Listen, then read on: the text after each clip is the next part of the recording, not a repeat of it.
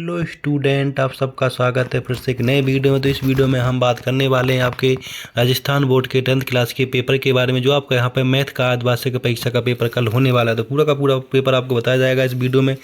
तो वीडियो को आपको यहाँ पर लास्ट से देखने का, चैनल पर पहली बार तो चैनल को आपको यहाँ पर सब्सक्राइब कर लेना। तो आप यहाँ पर देख सकते हैं कि जो आपका यहाँ पर राजस्थान बोर्ड का पेपर होने वाला 10th क्लास का, वो आपका पेपर हमारे पास आ चुका है। यहाँ पर जो मैथ का पेपर होने वाला पूरा का पूरा पेपर यहाँ पर आ चुका है, विद सॉल्यूशन पूरा का पूरा पेपर कराया जाएगा। तो इस वीडियो को आपको यहाँ पर लास्ट तक देखना है। अगर आप चैनल पर पहली बार तो चैनल को आपको यहाँ पर सब्सक्राइब कर लेना है और वीडियो को ज़्यादा से ज़्यादा शेयर करना है। तो यहाँ पर देख सकते हैं आपके पास टोटल 23 क्वेश्चन होने वाले हैं। 3 घंटा 15 मिनट का आपको समय मिलने वाला। पूरा का आपको यहाँ पर 70 नंबर का पूरा होने वाला है। यहाँ पर जो इंट्रोडक्शन दे रखा है आपको, यहाँ पे इसको पढ़ने इसमें लिखा है पहला, सभी प्रश्न हल करने अनिवार्य हैं।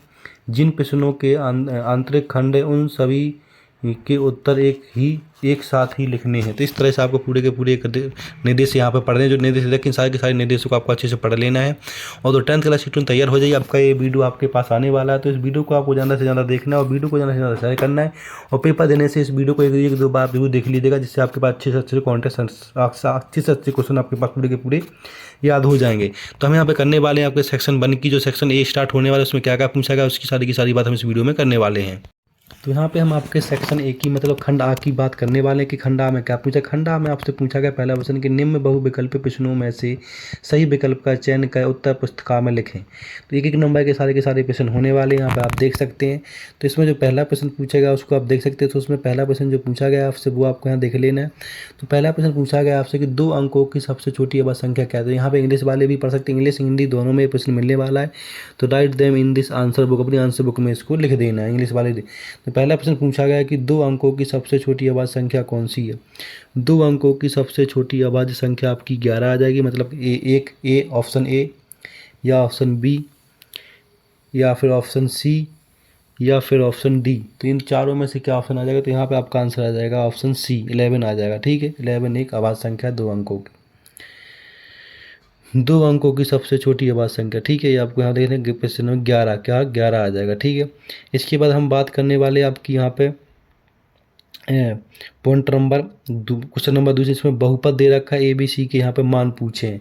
तो यहाँ पे ए का मान आपका क्या, ए का मान आपका यहाँ पे क्या हो जाएगा, बोले ए का मान आपका यहाँ पे 1 हो जाएगा। इसमें ए का मान पूछा है, बी का मान, सी का मान पूछा है। इसमें लिखा है पहले में 0 2 5 हो, या फिर 5 2 0, या 5 2 2, या 1 2 5। तो यहाँ पे आ जाएगा 1 2 5 हो जाएगा दूसरे का।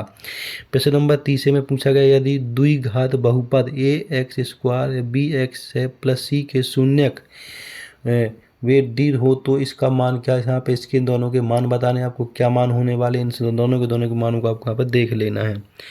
तो यहाँ पे आपका पहले का इसमें क्या पूछा गया, इसे मल्टीप्लाई का पूछा गया इसमें। तो आपको यहाँ पे ये बता देना है। तो यहाँ पे -c² a हो जाएगा, या c² a। तो यहाँ पे आ जाएगा c² a, द c/a आ जाएगा। ठीक है, तीसरे चौथे में पूछा गया बहुपद x² - 3 के शून्यक क्या होंगे। इसके शून्यक बताने, इसके शून्यक क्या हो जाएंगे। x² - 3 के शून्यक क्या होंगे, यहाँ पर शून्यक बताना आपको। तो यहाँ पे 3 - 3 होंगे, या फिर 3 3 होंगे। तो क्या हो जाएगा इसमें से, या √3 या -√3 होंगे। ठीक है, या फिर यहाँ पे आपके √3 या कॉमा √3। तो इन चारों में से क्या ऑप्शन वाले वो आपको यहाँ पे लगा लेना अच्छे से कि क्या इसके आपके चारों के चारों ऑप्शन होने वाले हैं। ठीक है, इसके बाद प्रश्न नंबर आपका यहाँ पे आ जाता है 5, जिसमें समांतर श्रेणी पूछी गई 1 - 3 - 7 - 11 का समांतर क्या होगा। इसका समांतर पूछा गया। तो पहला ऑप्शन है -2 हो या -4 होगा, या -2 या 4, या फिर 4। तो यहाँ पर देख लीजिए समांतर, इसमें सर्वांतर क्या होगा, तो -4 होगा। क्या होगा, -4 सर्वांतर इसमें हो जाएगा। प्रश्न नंबर 6 में यदि समांतर श्रेणी का पद प्रथम पद 1 और समांतर 1 हो तो समांतर श्रेणी क्या होगी। प्रथम पद भी 1 हो, समांतर 1 हो, तो इसमें कौन सी श्रेणी बनेगी, 1 1 वाली बनेगी, या 1 3 5 बनेगी, या फिर 1 2 3 बनेगी, या -1 0। तो यहाँ पर सी ऑप्शन आ जाएगा आपका 6 का। प्रश्न नंबर 7 में समांतर श्रेणी 2 7 12 का पांचवा पद क्या, 2 7 12 का पांचवा पद कौन सा होगा, 27 होगा, 22 होगा, 32 होगा, 12 होगा। तो यहाँ पे क्या ऑप्शन आ जाएगा आपका, वो आपको यहाँ पर देख लेना है। ठीक है, तो चारों में से क्या ऑप्शन आएंगे वो आपको लगा देने यहाँ पर। तो आपको अपने हिसाब से पूरा का पूरा आंसर आपको यहाँ पे कर लेना है कि क्या इसका ऑप्शन होने वाला है। ठीक है, तो ए a+4d लगा के आपको पूरा कर देना है यहाँ पर, ठीक है। तो 2+4 मल्टीप्लाई यहाँ पे आपको कर देना है इसका अंतर कितना है 5 का, तो क्या हो जाएगा 20 2 22, तो इसका आंसर क्या हो जाएगा 22 हो जाएगा आपका यहाँ पे आंसर, ठीक है। 6 का क्या आंसर आ जाएगा 6 का आंसर आपका यहाँ पे 22 हो जाएगा। प्रश्न नंबर 8 में पूछा गया है आपसे समांतर श्रेणी 3 1 -1 -3 के लिए प्रथम पद या समांतर होगा, क्या होगा इसका यहाँ पे समांतर बताना क्या हो जाएगा आपको यहाँ पे। इसके बाद प्रश्न नंबर 9 आ जाएगा। इसमें पूछा गया कि समबाहु त्रिभुज में कितनी भुजाएं होती हैं। समबाहु त्रिभुज देख सकते हैं आप यहाँ पे इस तरह से समबाहु त्रिभुज है, इसमें कितनी भुजाएं होती है वो आपको बता देनी है। तो यहाँ पर देख लीजिए समबाहु त्रिभुज के तीनों कोण बराबर होते हैं, यहाँ पर 3 भुजाएं होती हैं। प्रश्न नंबर 10 में पूछा गया कि एक त्रिभुज के शीर्षक होते हैं, कितने शीर्षक होते हैं इसके 0 1 2 3, तो यहाँ पर 3 मतलब 3 शीर्षक 3 हो जाए तो डी ऑप्शन आ जाएगा यहाँ पे। प्रश्न नंबर आपका यहाँ पे 11 पूछा गया। प्रश्न नंबर 11 में क्या पूछा गया देख सकते हैं। प्रश्न नंबर 11 में पूछा गया कि बिंदु 4 और 3 की y अक्ष से दूरी क्या हो, इसमें दूरी बतानी है। तो क्या दूरी होगी वो आपको यहाँ पे बता देना है। तो यहाँ पे ऑप्शन भी आपके सामने रखे हैं 4 ऑप्शन 5 ऑप्शन 3 या 2, तो इन चारों में से क्या ऑप्शन होंगे वो आपको, तो इसमें आपका हो जाएगा 4। इसके बाद sin 30 का मान क्या होगा, sin 30 का मान आपको यहाँ पे बताना है। तो sin 30 का मान आपका हो जाएगा यहाँ पे sin 30 का मान हो जाएगा 1/2 हो जाएगा आपका यहाँ पर, ठीक है। इसके बाद cos 20 - sec 70 का मान क्या होगा यहाँ पे 1 आ जाएगा आपका, ठीक है। तो यहाँ पे इसका 1 आंसर हो जाएगा। तो इस तरह से आपके पूरे के पूरे बहुविकल्पीय प्रश्न हो जाते हैं। सारे के सारे प्रश्नों को आपको अच्छे से याद कर लेना है। जितने प्रश्न बताएंगे वो सारे के सारे प्रश्न आपके लिए इंपॉर्टेंट जो यहाँ बताएगा एकदम वो आपके लिए डिट्टो होने वाला है। तो यहाँ पे यदि sin थीटा √3/2 हो तो थीटा का मान क्या होगा, थीटा का मान आपका यहाँ पर 60 होगा, क्या होगा 60 आ जाएगा यहाँ पर, ठीक है। तो इसमें आपको 30 45 मतलब 30 35, तो यहाँ पे क्या आ जाएगा 60 आ जाएगा, तो यहाँ पे आपका 60 हो जाएगा। प्रश्न नंबर नेक्स्ट का इसमें sin square a + cos square बराबर किसके होते 1 के, तो यहाँ पे क्या आ जाएगा इसका आंसर 1 आंसर आ जाएगा इसका, क्या तो ऑप्शन A 1 हो जाएगा, ठीक है। नेक्स्ट प्रश्न आपका आ जाता है। तो यहाँ पे आपके सवाल स्थान पूरे हो गए। आते आते लघु उत्तरीय प्रश्न जो 1 नंबर के प्रश्न आपके यहाँ पे होने वाले हैं, वेरी शॉर्ट टाइप आंसर होने वाले। तो पूछा गया कि एक सिक्के को 2 बार उछालने पर चित्त आने की प्रैक्टता क्या होगी। एक सिक्के को 2 बार उछालने पर क्या प्रैक्टता होगी वो आपको यहाँ बता देना। प्रश्न नंबर 1 में है। तो एक सिक्के को 1 बार उछालें तो 1/2, तो क्या होगी 1/2 आने की प्रैक्टता होगी, ठीक है। तो चित्त आने की 1/2, तो यहाँ पे इसका आंसर आपको लिख देना 1/2, ठीक है। इसके बाद 2 sin स्क्वायर 25 + cos स्क्वायर 25 का मान क्या होगा, इसका फॉर्मूला लगा के आपको पूरा का पूरा ये मान बता देना इसका क्या मान होगा। इसका 2 sin 40 cos 40 का मान क्या होगा, यहाँ पे इस 40 का मान बताना है। तो इसका 40 का साइन का होता है वो आपको यहाँ वैल्यू रख के निकाल लेना पूरा का पूरा। Next question 2/3 tan square 60 - 1/2 sec square 60 का मान, इसका भी मान आपको यहाँ निकाले। प्रश्न नंबर नेक्स्ट 2 बिंदु 4 6 तथा 2 4 के मध्य बिंदु के निर्देशांक ज्ञात कीजिए। इनके पॉइंट बताने, कोऑर्डिनेट्स क्या होंगे, मिड पॉइंट बताने इन दोनों बिंदुओं के आपको यहाँ पे, ठीक है। प्रश्न नंबर आपका नेक्स्ट स्टार्ट होता है यहाँ पे मिड पॉइंट बता देना है इसको, ठीक है। प्रश्न नंबर आपका नेक्स्ट स्टार्ट हो जाता है। नेक्स्ट क्वेश्चन देखिए। नेक्स्ट क्वेश्चन आपके यहाँ पे खंड सेक्शन आपका बी स्टार्ट हो जाएगा, ठीक है। सेक्शन बी में क्या पूछा गया, सेक्शन बी जो कहा कि 6 + 8 का LCF बताना, SCF। तो यहाँ पे क्या हो जाएगा इसका SCF 2 हो जाएगा, तो 2 आपको यहाँ पे लिख दें। 2 नंबर के प्रश्न पूरे के पूरे होने वाले हैं। प्रश्न नंबर 4 में द्विघात बहुपद के शून्य ज्ञात कीजिए। इसके शून्य ज्ञात करने मतलब कि यहाँ पे पॉलिनोमियल। प्रश्न नंबर 5 में समांतर श्रेणी का इसमें 7वां पद का योग क्या होगा, प्रथम 7 पदों का योग बताना समांतर श्रेणी में, ठीक है।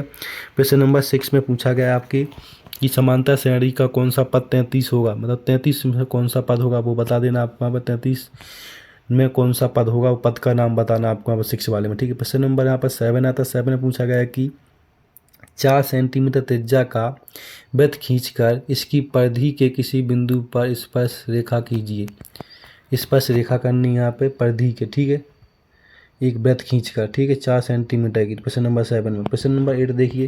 प्रश्न नंबर 8 में पूछा गया है आपसे बिंदु 5, -4 और -3, 2 के मध्य दूरी क्या होगी। यहाँ पर दूरी बताइए इन दोनों के बीच, डिस्टेंस क्या होने वाली इन दोनों के बिंदुओं के बीच। प्रश्न नंबर 9 में यहाँ पे इनका मान रख लेना है। sin 60 cos 30 + cos 60 sin 30 का यहाँ मान रखे, तो इसका यहाँ पे आपको मान ज्ञात कर लेना है, ठीक है। तो यहाँ पे आपको वैल्यू याद होनी चाहिए, वैल्यू रख के इसका आंसर आप निकाल सकते हैं। क्वेश्चन नंबर 10 में भी सेम यहाँ पे वैल्यू रख के इन दोनों के आंसर आपको यहाँ पे निकाल लेने हैं। क्वेश्चन नंबर आपका यहाँ पे 11 है, जिसमें पूछा गया कि उन्नयन कोण को साचित्र परिभाषित कीजिए, मतलब उन्नयन कोण है उसको चित्र द्वारा बनाकर इसको परिभाषित कीजिए।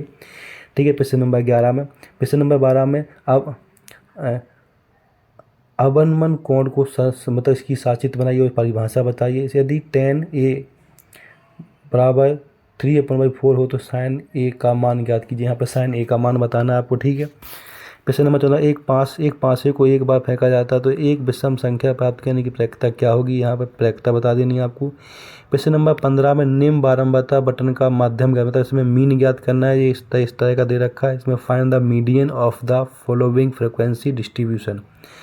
ठीक है, इसको सॉल्व कर लेना। क्वेश्चन नंबर आपका नेक्स्ट, इसमें आपका सेक्शन स्टार्ट हो जाता है सी। सेक्शन सी में पूछे गए 3 नंबर के क्वेश्चन आपसे पूछे जाने वाले सेक्शन सी में। क्वेश्चन नंबर 17 में उस बिंदु के निर्देशांक ज्ञात कीजिए जहाँ बिंदु दे रखे हैं, जिसको मिलाने पर रेखाखंड 1 और 2 अनुपात में अंतः विभाजित करता है। तो इन दोनों के बिंदु ज्ञात कर लेने और इनको 1-2 के अनुपात में विभाजित भी कर देना आपको यहाँ पर। ठीक है। इसके बाद क्वेश्चन नंबर आपका यहाँ पर 18 देख लीजिएगा। 18 में क्या पूछा गया, 18 में निम्न बारंबारता बटन की संचयी बारंबारता श्रेणी बनाइए। इसमें श्रेणी बनानी बारंबारता की। ठीक है। ये सारे के सारे आपको आंसर PDF के माध्यम से टेलीग्राम चैनल पर मिल जाएंगे। क्वेश्चन नंबर 19 में एक बक्से में 3 नीले, 2 सफ़ेद और 4 लाल कंचे हैं। यदि इस बक्से में से एक कंचा यथाक्षर निकाला जाता है तो इसकी प्रक्रिया क्या है कि यह कंचा सफ़ेद है, नीला है, लाल है। तो इन तीनों की प्रक्रिया आपको यहाँ पर तीनों पॉइंट को सॉल्व कर लें। 3 नंबर का होने वाला, तो 1 नंबर का 1 पॉइंट। इसके बाद सेक्शन आपका डी स्टार्ट हो, जिसके अंदर 4 नंबर का प्रश्न पूछा जाने वाला है।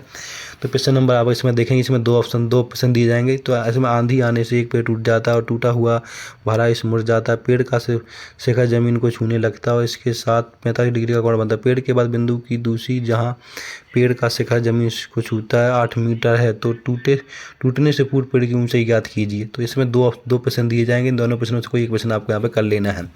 देख सकते हैं आप यहाँ पे ये और वाला प्रश्न दे, अथवा वाला प्रश्न दे रखा है। अथवा वाला प्रश्न भी कर सकते हैं। इसमें से अथवा वाले प्रश्न देख लीजिएगा।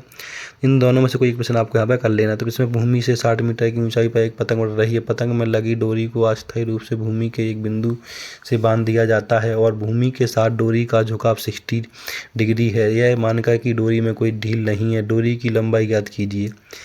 3 दोनों में से कोई प्रश्न कैसे। प्रश्न नंबर आप 21 देख लीजिएगा। तो 21 में भी ऐसे 2 प्रश्न दे रखे, 2 में से कोई एक कर लेना। आप देख सकते हैं आप यहाँ पर। ठीक है, जिसमें लिख रखा है आपके सामने। प्रश्न नंबर 22 भी देख लीजिएगा। 22 में भी 2 में से कोई आपको यहाँ पे एक कर लेना है, जिसके अंदर आपको बारंबारता बटन का माध्यम ज्ञात, मतलब कि यहाँ पे मोड ज्ञात करना आपको। ठीक है, माध्यम मतलब मोड ज्ञात कर लेना है इसमें। तो इस तरह से आपके पूरे के पूरे प्रश्न मैंने करवा दिए। सारे के सारे प्रश्नों को आपको अच्छे से कर लेना। देख सकते हैं आप यहाँ पे, इन दोनों को सॉल्व कर लेना आपको यहाँ पे इस तरह से। या अथवा वाला भी आप यहाँ पर सॉल्व कर सकते हैं। इन दोनों में से कोई एक, इसमें आपको बहुलक ज्ञात करना है या ऊपर वाले में आपको मीन ज्ञात करना था। ठीक है, नीचे वाले में मोड, ऊपर वाले में मीन आपको ज्ञात करना है। तो इस तरह से पूरा का पूरा पेपर आपका होता है यहाँ पे। तो ऐसे इंपॉर्टेंट के चैनल को लाइक कर, सब्सक्राइब करें, वीडियो को ज़्यादा से ज़्यादा शेयर करें, जिससे और भी स्टूडेंट देख सकें। तो देख सकते हैं ऐसे इंपॉर्टेंट पेपर के लिए चैनल को सब्सक्राइब करना ना भूलें, वीडियो को ज़्यादा से ज़्यादा शेयर करें।